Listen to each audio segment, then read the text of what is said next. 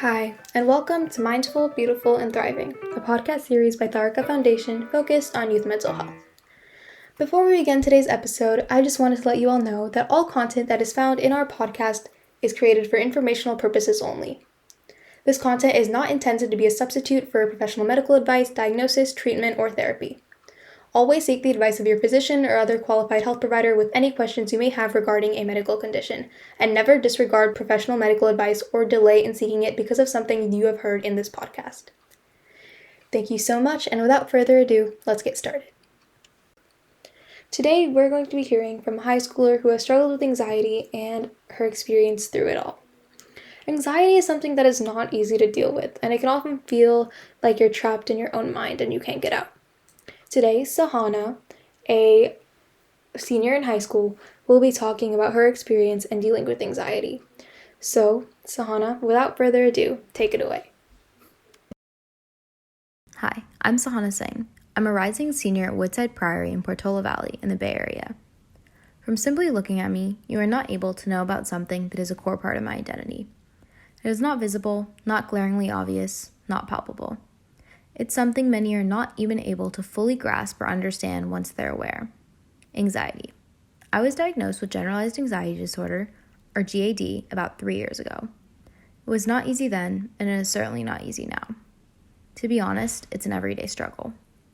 I've been on the brink of a panic attack at school, or want to be left alone, or about to cry and have a mental breakdown. But I have to explain myself by telling people I have anxiety, or else I may be considered too emotional, moody, or worse. It hurts that I have to explain myself so that I will not be misunderstood. Not all educators understand the impact my anxiety has on me. I've had countless teachers tell me, "Take a deep breath, don't worry, let it go," as if it's that simple. I wish. One teacher even told me that I should not experience anxiety because I'm so privileged.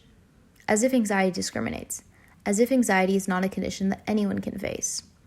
Yes, I live in luxury. I'm very privileged. I don't have to worry about whether I will have food on the table, whether I will be able to go to college, and so on and so forth. I have everything I could possibly need, yet I still suffer from mental illness. In reality, no one will ever understand what living with anxiety is like for me. It took me a while, but I accepted my anxiety and myself as I am. And I realized it's okay. My anxiety does not make me a failure or any less capable than others. It just means some days are harder than others, and those days I need to love myself a little harder and utilize healthy, useful coping mechanisms. I urge you to do the same. I found therapy and meditation work best for me. I used to go to therapy weekly. As of January, I paused therapy because I was doing so much better.